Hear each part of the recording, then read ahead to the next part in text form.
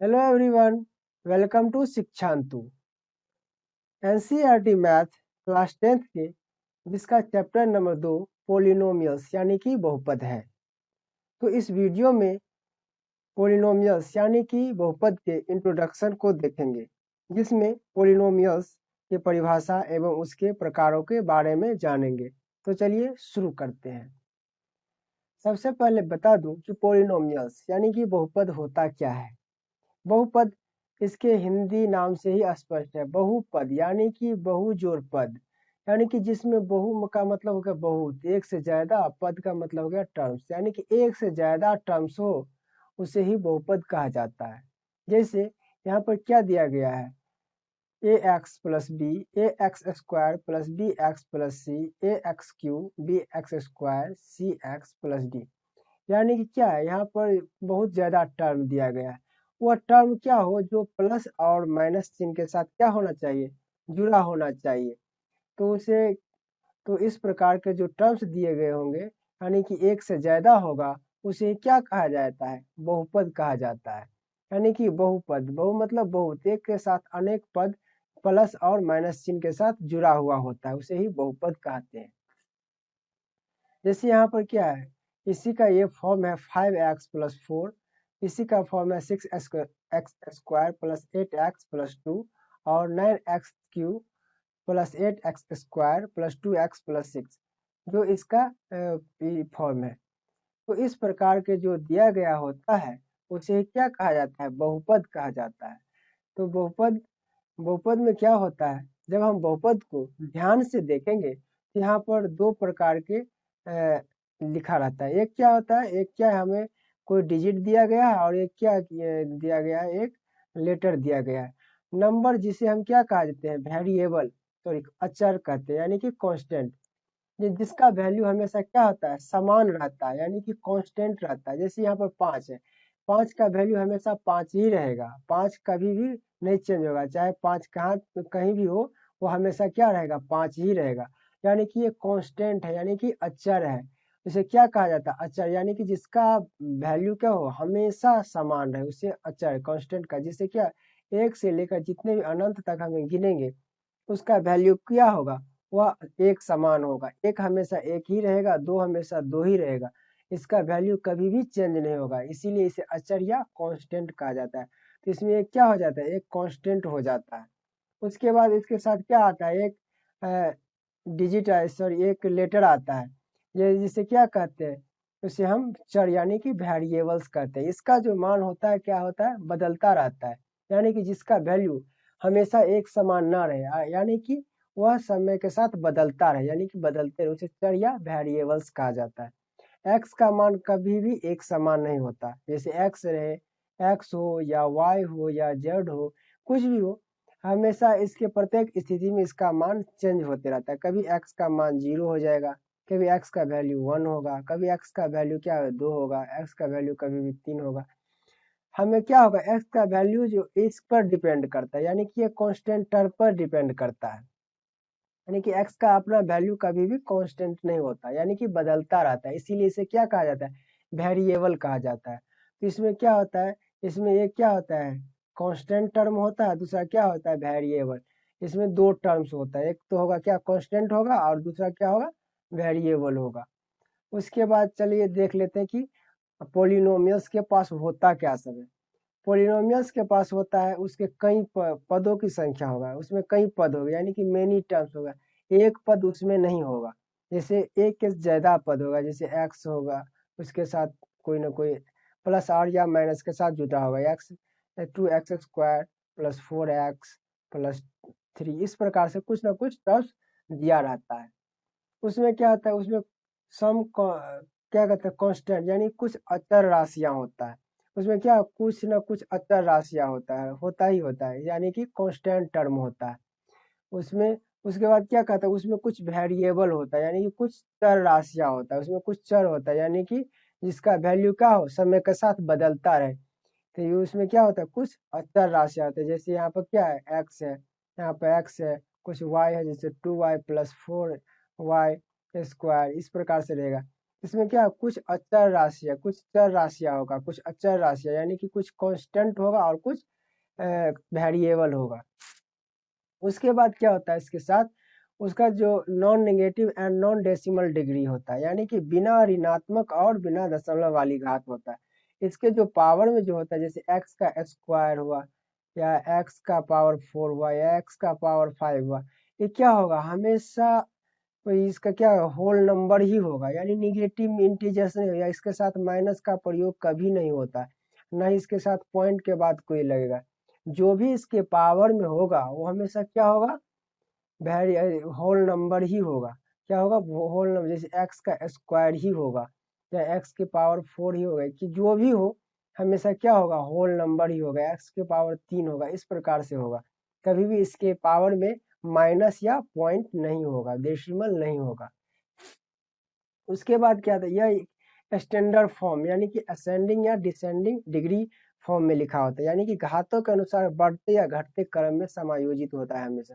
जैसे ये लिखा रहता है, किस प्रकार से लिखा रहेगा, जिसका घात सबसे ज्यादा होगा वो सबसे पहले, जैसे 2x² प्लस 2x प्लस 1, इस प्रकार से लिखा रहेगा, या 1 plus 2x plus 3x² 4x³ इस प्रकार से, यानी कि पावर बढ़ते क्रम में रहेगा या पावर घटते क्रम में रहेगा। तो इस प्रकार यहाँ पर एक जो होगा, यहाँ पर क्या, इसके साथ भी x लगा हुआ है, यानी कि कोई, जैसा कि हम जानते हैं किसी भी संख्या का पावर अगर 0 कर दिया जाए तो उसका वैल्यू क्या होता है, 1 होता है। तो इसके साथ क्या है, यहाँ x के पावर 1 है, 2 है, यहाँ x के पावर 1 है, और यहाँ x के पावर क्या है, 0 है। तो x का पावर 0 यानी कि 1 मल्टीप्लाई बाई 1 यानी कि 1 है। इसीलिए क्या होगा, x का जो पावर है यानी कि घटते क्रम में, यानी कि जो वेरिएबल टर्म्स है उसका जो पावर होगा वह घटते क्रम में या बढ़ते क्रम में होगा। यहाँ पर घटते क्रम में है, यहाँ पर क्या है, बढ़ते क्रम में। ये स्टैंडर्ड फॉर्म इसी में होगा। उसके बाद चलिए हम इस सब को मिलाकर के देख लेते हैं कि बहुपद का परिभाषा क्या होता है, यानी कि जो एक परिभाषा होना चाहिए तो परिभाषा क्या होता है। इसका परिभाषा होता है कि उससे ax² plus bx plus c is a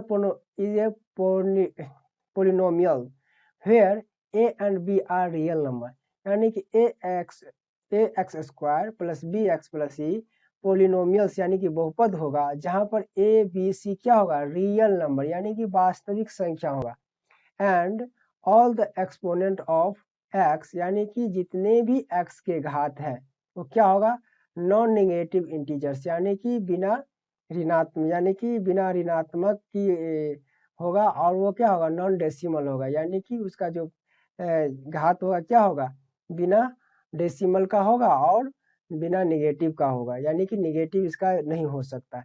ये क्या होगा, इसका एक डिफिनीशन हो गया। उसके बाद क्या होता है, जो पोलिनोमियल होता है उसे कई प्रकार के होते हैं। जैसे सबसे पहले इसका पोलिनोमियल का प्रकार हम उसके टर्म्स के बेसिस पर देख लेते हैं, उसके कितने टर्म्स यानी कि सबसे पहले क्या होता है कि मोनोमियल होता है, यानी कि एक पद।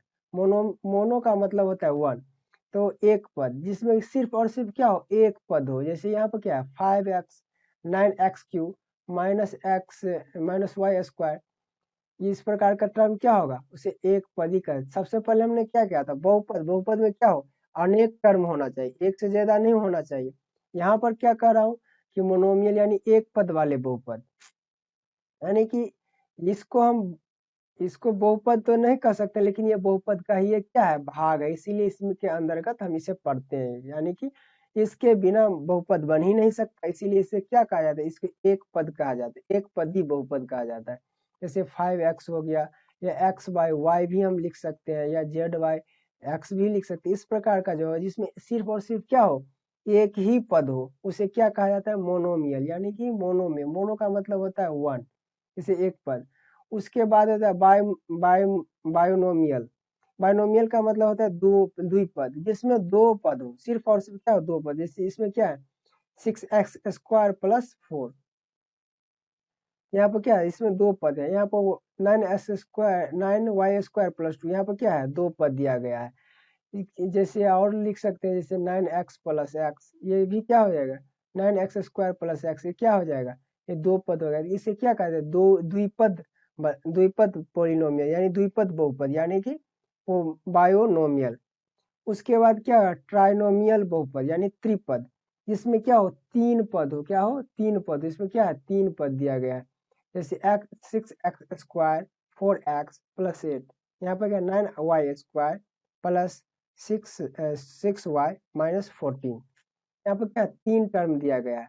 यहाँ पे इसे क्या कहते हैं, त्रिपद का है। तो इसका कुछ स्पेसिफिक नाम है, जैसे मोनोमियल, बाइनोमियल, ट्राइनोमियल।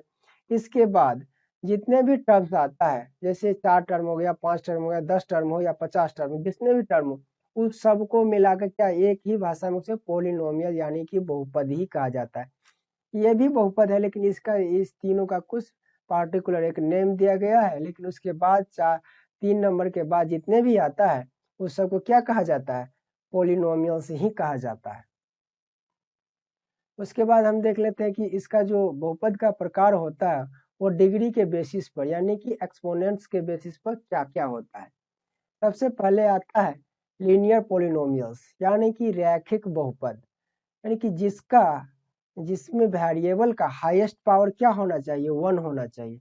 जैसे इसमें क्या है, वेरिएबल का पावर चाहे वो कितने भी टर्म्स का हो, उसे कोई लेना देना नहीं है, लेकिन वहां बस क्या हो, उसके जो वेरिएबल हो उसका हाईएस्ट पावर क्या होना चाहिए, सिर्फ और सिर्फ 1 होना चाहिए। यहाँ पर दो टर्म दिया गया, लेकिन इसका जो वेरिएबल है यानी एक्स है, इसका पावर क्या है, 1 दिया गया, नहीं कुछ है तो क्या है, 1 है। यहाँ पर क्या 1, तो इसे लीनियर पोलिनोमियल्स यानी कि रैखिक बहुपद कहा जाता है। उसके बाद आता है क्या, क्वाड्रेटिक पोलिनोमियल्स यानी कि द्विघात बहुपद, जिसका जो वेरिएबल होता है उसका हाईएस्ट पावर कितना होना चाहिए, 2 होना चाहिए। हाईएस्ट पावर 2 से ज्यादा नहीं होना चाहिए, उसे क्या कहा जाता है, द्विघात बहुपद। यानी कि यहाँ पर क्या है 4x स्क्वायर, यहाँ पर क्या है, यहाँ का वेरिएबल टर्म का जो हाईएस्ट पावर क्या है, 2 दिया गया है। यहाँ पर वेरिएबल टर्म ये यू है, इसका हाईएस्ट पावर क्या है, 2 है। जैसे और भी लिख सकते हैं, जैसे 4x square plus 3x plus 4, इस प्रकार से लिखे। तो यहाँ पर क्या है, जो वेरिएबल टर्म्स एक्स है इसका हाईएस्ट पावर कितना है, 2 है। यहाँ पे हाईएस्ट यहाँ पे पावर 1 है और यहाँ पर क्या है 0 है, तो हाईएस्ट पावर क्या है, 2 है। इसलिए इसे क्या कहते हैं, क्वाड्रेटिक पोलिनोमियल यानी कि द्विघात बहुपद। उसके बाद यहाँ पे क्या है, क्यूबिक पोलिनोमियल यानी कि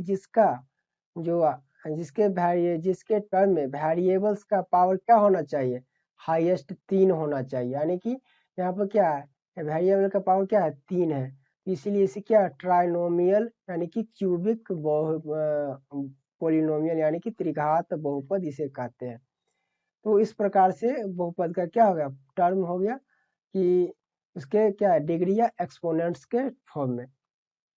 एक जिसका हाईएस्ट पावर 1 हो उसे रैखिक बहुपद, जिसके वेरिएबल का हाईएस्ट पावर 2 हो उसे द्विघात बहुपद, और जिसके वेरिएबल का हाईएस्ट पावर क्या हो, 3 हो, उसे क्यूबिक पोलिनोमियल यानी कि त्रिघात बहुपद कहते हैं। तो हमने इस वीडियो में जाना कि बहुपद कितने प्रकार के होते हैं, उसके क्या कितने टर्म्स होते हैं, उन टर्म्स को क्या क्या कहते हैं, बहुपद का प्रकार, उसके डिग्री यानी कि एक्सपोनेंट के आधार पर क्या क्या होता है, उसका नाम क्या क्या होता है, ये सारे को हमने इस वीडियो में जाना। अगला वीडियो में हम इसके अगले भाग को देखेंगे। तो तब तक के लिए जय हिंद। Thanks for watching सिद्धांतो।